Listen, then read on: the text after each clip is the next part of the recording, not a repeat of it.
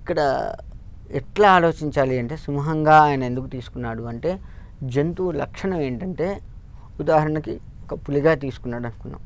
పులిగా తీసుకుంటే పులికి ఆకలైనప్పుడు కనపడ్డ ప్రతి జంతువుని సంహరిస్తుంది. సంహరించి తనకి బాగా ఆకలి ఆ పెద్ద జంతువుని అప్పుడు చంపుకొని తింటుంది, మిగతా అట్లా వదిలిపెడుతుంది. మొత్తానికైతే ఉన్న కనపడ్డ ప్రతి జంతువుని ఆగం చేస్తుంది. చిన్న పెద్ద అనేది చూడదు, అన్నీ ఆగం చేసి ఆ తర్వాత కడుపు నింపుకుంటుంది. కానీ సింహం అలా కాదు. తనకి ఎంత ఆకలైందో, తనకి ఎంత ఆహారం అయితే అవసరమో అంత ఉన్న జంతువుని మాత్రమే వేటాడుతుంది. దాని ముందు ఎంత పెద్దది పోయినా ఎంత చిన్నది పోయినా దానికి సరిపోతుంది అంటే వేటాడుతుంది, లేకపోతే అట్లా పోతుంటే చూస్తూ ఉంటుంది తప్ప తొందరపడి వేటాడదు. సూక్ష్మంగా చూడగలిగేటువంటి లక్షణం సింహానికి ఉంటుంది. మళ్ళీ అలా చూసుకొని స్వామివారు సింహం అవతారం ఎత్తాడు. ఇక్కడ ఆయన ఉదాహరణకి సింహం అవతారం కాకుండా పులి అవతారం ఎత్తి ఉంటే ఎదురుగా ఉన్నటువంటి రాక్షసుడితో పాటు ఉన్నటువంటి దేవతల్ని కూడా సంహరించాలి కదా.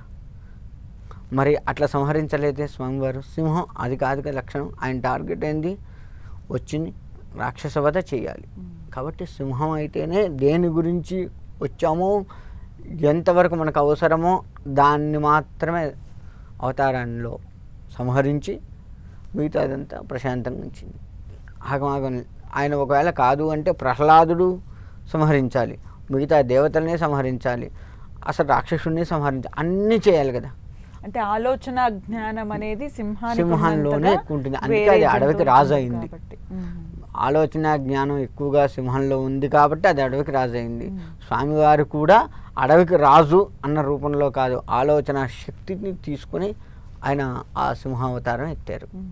మీరు అన్నట్లు ఆలోచన విధానం ఒకటి చెప్పుకోవచ్చు. అలా స్వామివారు సింహం అవతారం ముఖాన్ని తీసుకొని నరమృగ రూపంతో ఆయన అవతారం పరిసమాప్తి చేసుకున్నారు. ఈ విధంగా స్వామివారు మనకు ఉద్భవించారు. అటువంటి స్వామివారికి క్షిప్రప్రసాదుడు అనే ఒక పేరు ఉంది. అంటే తొందరగా ఫలితాన్ని ఇచ్చేటువంటి వాడు, వేడుకోగానే వరాన్ని ఇచ్చేటువంటి వాడు. భోళాశంకరుడు అని చెప్తాగా అదే రీతిలో ఈయన కూడా నరసింహస్వామి వారు వేడుకోవడమే ఆలస్యం, వెంటనే మన కోరికను మన మొర ఆయన విని మనకి ఏది అవసరము ఎంతవరకు అవసరం చూసుకొని ఆయన మనకి ఇచ్చి మనల్ని చిరతార్థుని చేస్తాడు, మన కోరికలను తీరుస్తాడు. అందుకే ఆయన క్షిప్రప్రసాదుడు అనే ఒక పేరు కూడా ఆయనకుంది.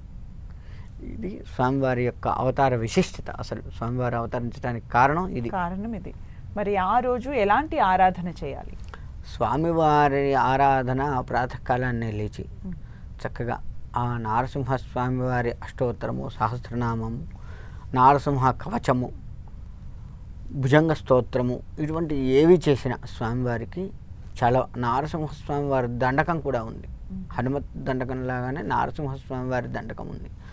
వీటిల్లో ఏవి చేసినా సరే చక్కగా స్వామివారి యొక్క అనుగ్రహాన్ని పొందవచ్చు. ఒకవేళ ఇక్కడ మంత్రాలు రావు, నరసింహస్వామివారి దేవాలయానికి వెళ్ళి ఆ స్వామివారికి ప్రదక్షిణ నమస్కారాలు చేసుకొని ఆ స్వామివారికి పానకము సమర్పించి, స్వామివారికి ఇంకా ఇష్టమైన ఆహారం ఏందయ్యా అంటే మిరియాల అన్నం. మిరియాల అన్నం దాన్ని చేసే విధానం కూడా వేరే ఉంటుంది. అలా మిరియాల అన్నాన్ని స్వామివారికి నివేదన చేసి దాన్ని ప్రసాదంగా స్వీకరించడం ఇటువంటివన్నీ కూడా చేయవచ్చు.